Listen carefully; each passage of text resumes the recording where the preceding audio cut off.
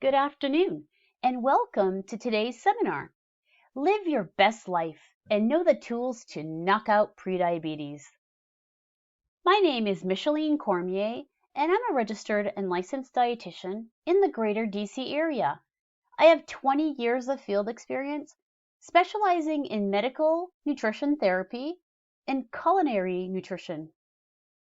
I'm also a certified food safety instructor and an experienced public speaker focusing on weight management strategies and carbohydrate counting and intensive insulin therapies. I'm very happy to be here today because I'm quite passionate about helping people reduce their prediabetes risk and increase their quality of life. In the next few hours, we will cover a lot of information.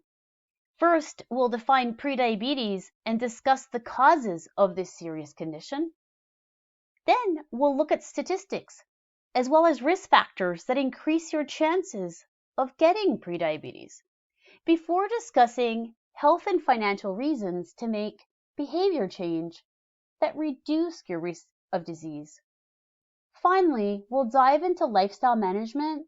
This includes a healthy weight, diet, and exercise habits, as well as the importance of your environment in helping you achieve your health goals, whatever they might be. We'll also recommend resources for continued support beyond this seminar. Today's seminar will help you identify the steps to take for prediabetes screening, recognize the fasting glucose range or hemoglobin glycosylated, which is also known as A1C, and we'll define that later in the presentation, associated with prediabetes, identify 3 risk factors for prediabetes, identify 2 lifestyle interventions that can reverse prediabetes, and identify 2 professionals, community settings, or locations where you can obtain further support after this seminar. Let's get started with the definition and causes of prediabetes. Prediabetes is a serious health condition, and it happens when your blood sugar levels are higher than normal, but not high enough to have type 2 diabetes. It is diagnosed with a simple blood test, which is a fasting glucose or an A1C. Fasting glucose is a sugar reading taken after fasting for about 10 to 12 hours. This measures your body's ability to use the sugar that is in your blood as a source of energy. But it does not show us how your body reacts to sugar when you eat it. The A1C is a measurement that gives us a reading of your average blood sugar levels for the last 3 months. So it helps us to understand how your body is able to process sugar over many weeks, not just 1 or 2 days. Prediabetes is a transitional phase between normal blood sugars and elevated blood sugars. As we can see in orange here, the blood sugars are higher than normal, but not as high as in the red or the diabetes category. So prediabetes is defined as fasting blood sugars that range from 100 to 125 milligrams per deciliter, or an A1C from 5.7 to 6.4. And essentially, prediabetes sends a warning to the body. It is the caution zone that behavior change is necessary in order to continue with good health. It's also a strong predictor of type 2 diabetes. However, it's time to take control today. You have the opportunity to start making changes that will reduce your risk of diabetes. What are the causes of prediabetes? Well, it's still unclear. We don't really know. What we do know is that insulin resistance is a key player in the development of prediabetes. For example, in healthy conditions, the pancreas, which is an organ in your body, produces a hormone called insulin when you need to process sugar. Insulin is like the key that opens the door to your cell, letting the blood sugar into the cell. where it can then be used as a source of energy. When you have prediabetes, your cells do not respond normally to your insulin. The sugar stays in your blood, and your pancreas tries to produce more insulin to push the sugar into the cell. This is called insulin resistance. The pancreas continues to work hard, and after a while, it cannot keep up with the demand. So your blood sugars start to rise. And again, it's a warning period. Your body is telling you that it is overworked and that without any change, a disease like diabetes will most likely develop. Studies show us that certain eating habits can increase or reduce your risks of prediabetes. For example, foods are often considered unhealthy if they increase your risk of disease.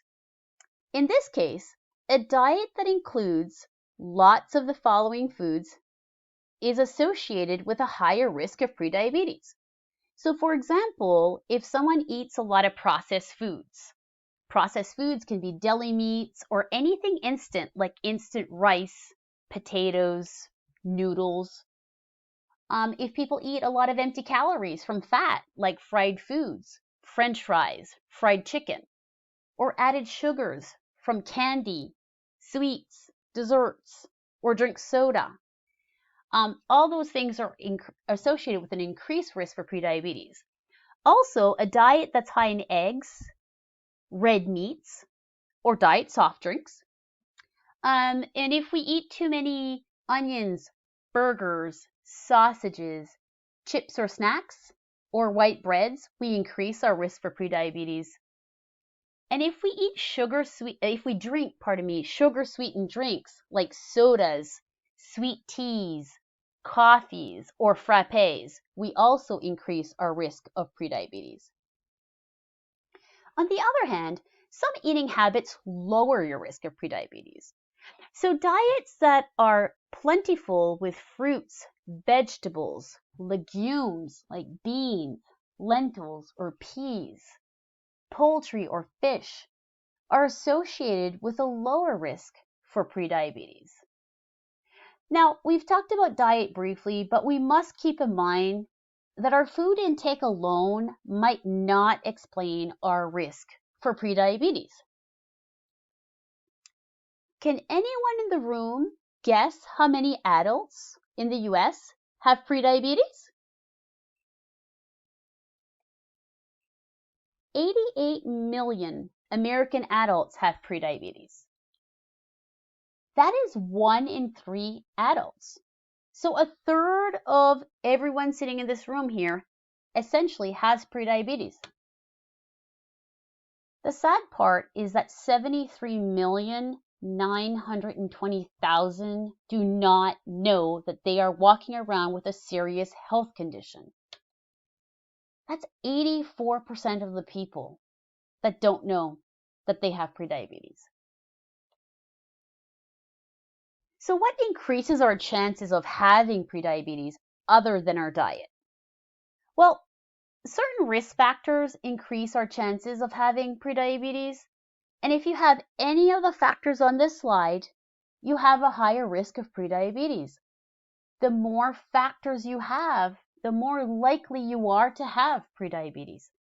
So for example, your risk goes up if you are 45 years or older, if you're Black or African American, if you're Hispanic or Latino, American Indian, Asian American, or Pacific Islander, if you have a parent, a brother, or a sister with diabetes, if you are overweight or obese, and we will discuss and define these concepts a little bit later in the presentation, if you don't exercise, if you have high blood pressure or low good cholesterol, which is HDL, or if you have high triglycerides, if you've had diabetes during a pregnancy, or if you've been diagnosed with polycystic ovary syndrome or PCOS, you have a higher risk of having prediabetes. Are you at risk for prediabetes?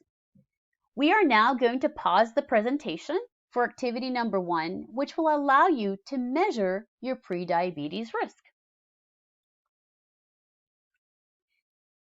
Prediabetes is real, it's common, and most importantly, it's preventable and reversible if you have any risk. Like we mentioned, talk to your doctor about getting screened for prediabetes so you can prevent or delay prediabetes from developing into type 2 diabetes because it's preventable. Well, why change? Well, there are health benefits and cost-saving reasons to change. First, the most important reason is that we want to stop diabetes in its track. Type 2 diabetes is a leading cause of early death. Prediabetes is a stepping stone to type 2 diabetes. When it is not treated, meaning when you don't make any lifestyle changes, prediabetes develops into type 2 diabetes 25% of the time within 3 to 5 years.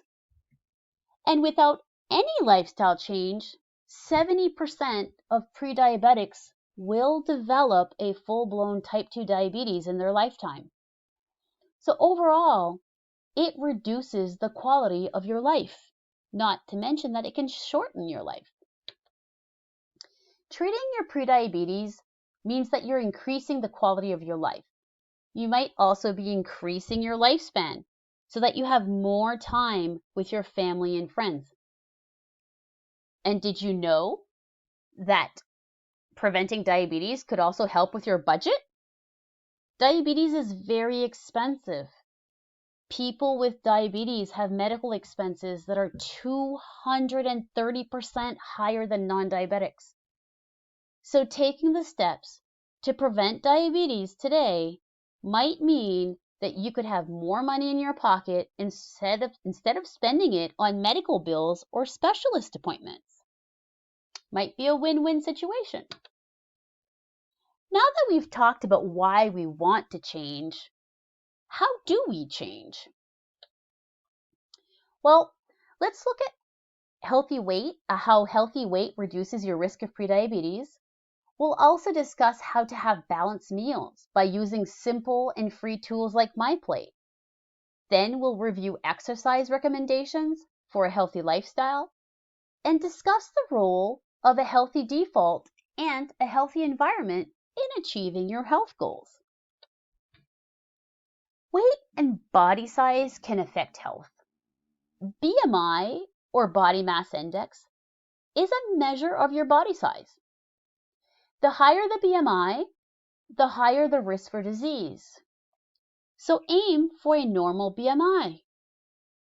A BMI of 18.5 to 24.9 means that you have a healthy weight.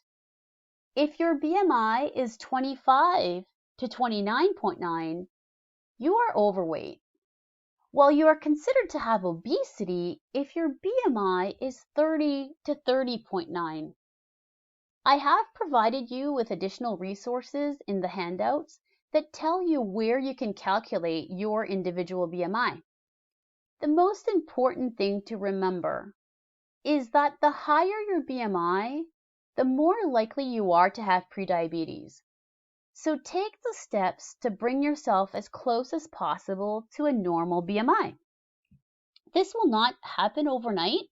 However, small changes and baby steps do lead to more successful goals. Do you know that belly fat is associated with wrist disease? Basically, the more fat you have around your waist, the higher your risk of developing a disease. And the risk goes up with a waist greater than 35 inches or size 14 for women, and a waist of 40 inches for men. If you find yourself in this situation, start to think of ways to lose inches around your waist, or talk to your doctor or a registered dietitian for help in managing your weight. Resources are available. We simply need for you to be able to access them. Weight loss is associated with reducing your chances of prediabetes. For example, keeping a healthy weight and waist size helps your body use your insulin properly. As we mentioned, insulin is needed to push the sugar into the cell, where your body can use it as a source of energy. When you are overweight, your body cannot get to the sugar to burn it, so your body stores it as additional fat. And if you are overweight, losing 5 to 7% of your weight can improve your health. This is as little as 10 to 14 pounds for a 200-pound person. As we have mentioned, food is energy. It's also important to provide your body with critical vitamins and minerals, proteins and healthy fats that play a role in keeping your body healthy. Eating balanced meals not only helps feed your body well, but it helps keep a normal weight. My Plate is a free online resource that can help you make healthy food choices. You also have the website information on the additional resources handout for you to try it at home. The concept of a healthy plate is a visual way to make sure that you are eating a balanced meal. For example, use a 9-inch plate. Fill half of your plate with fruits and vegetables. Fill 1/4 of your plate with grains and focus on whole grains most of the time. And fill the other 1/4 of your plate with lean protein. Enjoy a serving of dairy with it on the side or water for hydration. We are now going to talk about the different food groups that make up a healthy lifestyle. You will notice that for each food group, I have indicated the minimum amount of servings that you should have per day. Keep in mind that your needs are based on your height, sex, age, weight, and health goals. When you use My Plate, you will be able to calculate your personal needs. So your numbers might be slightly different than the minimum amounts listed here. Overall, when it comes to fruits, we want you to have at least 1.5 servings of fruits per day. All fruits count, whether they are fresh, frozen, or canned in 100% juice. They may be whole, cut up, or pureed like applesauce. And 1 serving of fruit is equal to 1 cup of fresh or frozen fruit, which is about the size of your fist, 1 medium fruit, or 1 cup of 100% fruit juice. We do count fruit juice as a serving of fruit. However, we do try to eat our calories more often than drink our calories. So just keep that in mind. And 1/2 cup of dried fruit. For vegetables, we do want you to have at least 2.5 servings of vegetables. And like the fruits, all vegetables count, whether they're fresh, frozen, or canned. If they are canned and no added salt, you can eat them as such. And if they are canned with a brine or with salt, we do recommend that you rinse them in the strainer so that you can reduce your salt intake. Your vegetables may be whole, cut up, or pureed like mashed potatoes. And 1 serving of vegetables is equal to 2 cups of leafy greens, like a large salad, or 1 cup of raw or steamed vegetables, or 1 cup of vegetable juice, like low sodium V8. Grains are a good source of energy for the body. Making at least half of your grains whole is a great way to help increase fiber into your diet. It also helps to make you feel full so that you don't eat more than your body actually needs. So when you're choosing your grains, try to make at least half of your grains whole. And to do this, increase your whole grains by replacing processed grains with whole grains. So for example, if you're going to have rice, choose brown rice or wild rice over white rice. If you're going to have pasta, choose a whole grain pasta or a high fiber pasta over white pasta. And when it comes to cereals, you can choose a cereal like oatmeal or Raisin Bran or Bran Flakes instead of a sugar sweetened cereal. And an example of a serving, so 1 ounce of grain is equal to a slice of bread, or a cup of ready-to-eat cereal, like bran flakes, half a cup of cooked rice, pasta, or cereal, a warm cereal like an oatmeal. Proteins help give your body building blocks that it needs to keep tissues like your skin and your hair healthy. You want to have protein throughout the day and make at least a quarter of your plate a lean protein choice. For example, that can be 1 ounce of protein from meat, poultry, or fish. It could be a quarter cup of cooked beans. It could be 1 egg or 2 egg whites. It could be half an ounce of nuts or seeds, 12 almonds, 24 pistachios, or 7 walnut halves. It's important to keep in mind that your proteins can be plant or animal based. They both fit into a healthy lifestyle. So choose what fits for you, what makes you feel good about your choices. Dairy provides you with calcium that your bone needs to stay strong. Having a serving of dairy with your meals could look like 1 cup of milk, 1 cup of unsweetened and fortified soy, almond, or coconut milk, 1 cup of yogurt, 1.5 ounces of hard cheese, 1/3 cup of shredded cheese, or 1 ounce of American cheese. Healthy fats are good for the heart, eyes, and brain. They can also provide you with lots of concentrated energy without really realizing it. So we want you to choose quality sources like oils more often than saturated fats like butter. We also want to make sure that you know what a serving size is so that you can control your intake. So a serving of fat is equal to 1 teaspoon of healthy oils, which could be olive oil, canola oil, soybean oil, or peanut oil. It could also be 1/8 of an avocado. It could be half a tablespoon of peanut butter or another nut butter, 1 tablespoon of nuts or seeds of your choice, 1 teaspoon of mayonnaise, 1 tablespoon of salad dressing, 1 teaspoon of butter or margarine. Exercise is very important, and it's a way our body uses to burn off energy. Try to exercise at least 150 minutes per week. This could look like 30 minutes of brisk walking 5 days a week. Or if you need to break it down, you could have 10-minute sessions of exercise 3 times a day. All exercise counts, and they add up throughout the week. And exercising could be walking, it could be riding your bike, it could be dancing, it could be lifting weights. It could be anything that really gets you up and going. Did you know that a healthy environment can lead to a healthy life? As humans, we are creatures of habit. So we want to set up our environment in such a way that our go-to behaviors are healthy habits.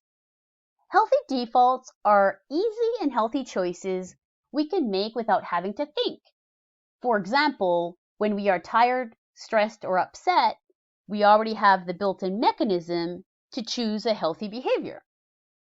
Healthy defaults at home and work can help you prevent diabetes.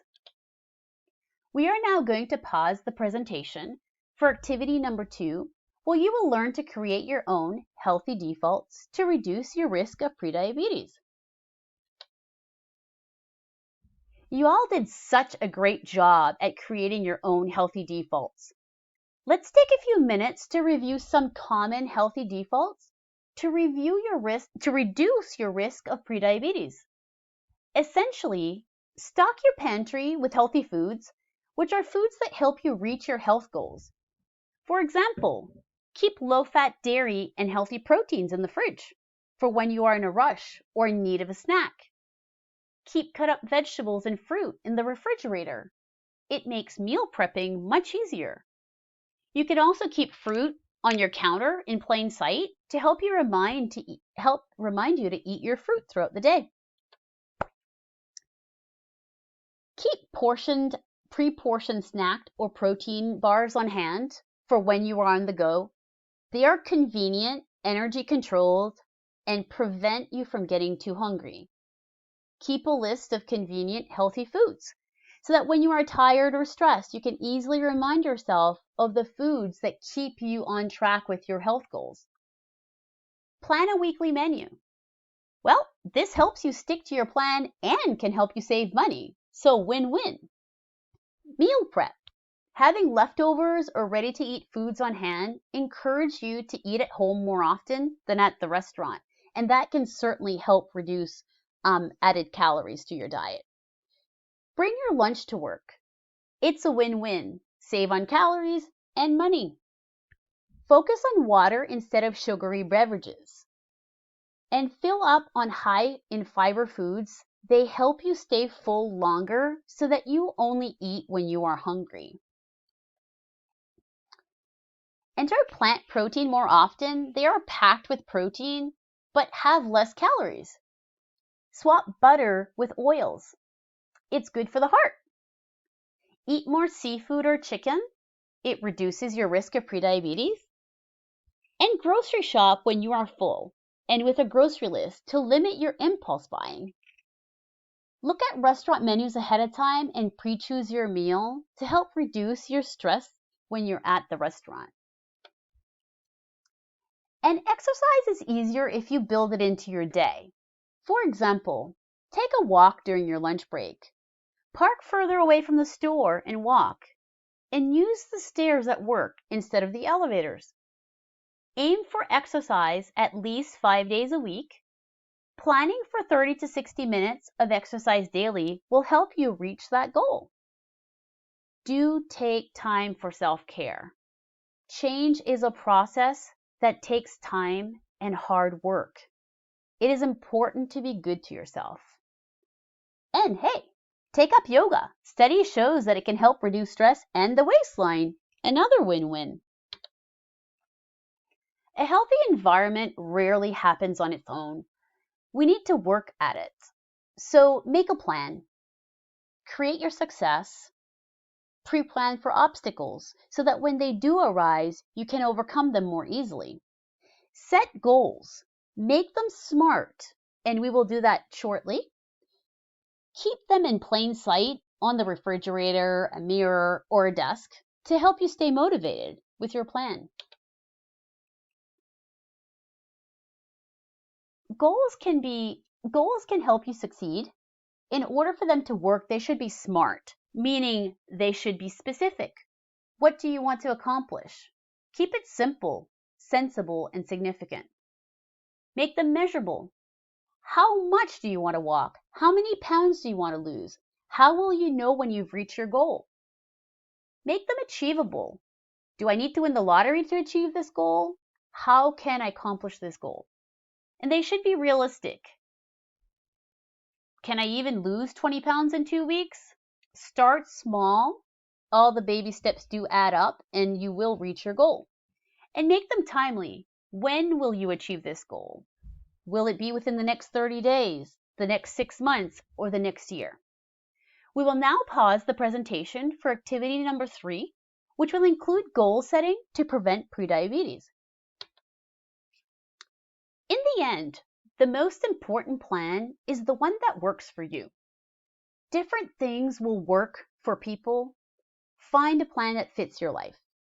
Make the changes you can and find a way around the new obstacles.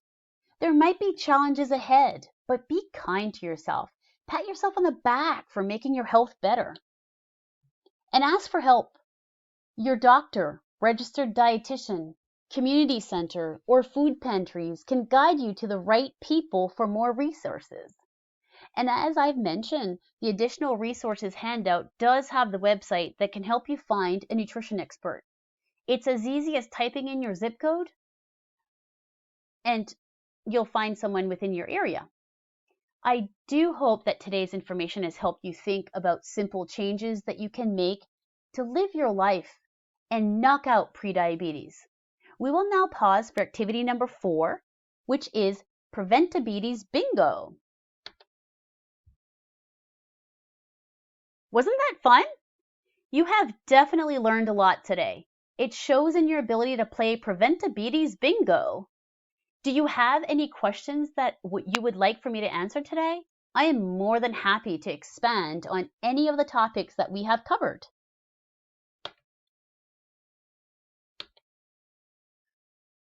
Thank you very much for joining us today. Please make sure to fill out the seminar evaluation and turn it in before you head out. Be well and take care.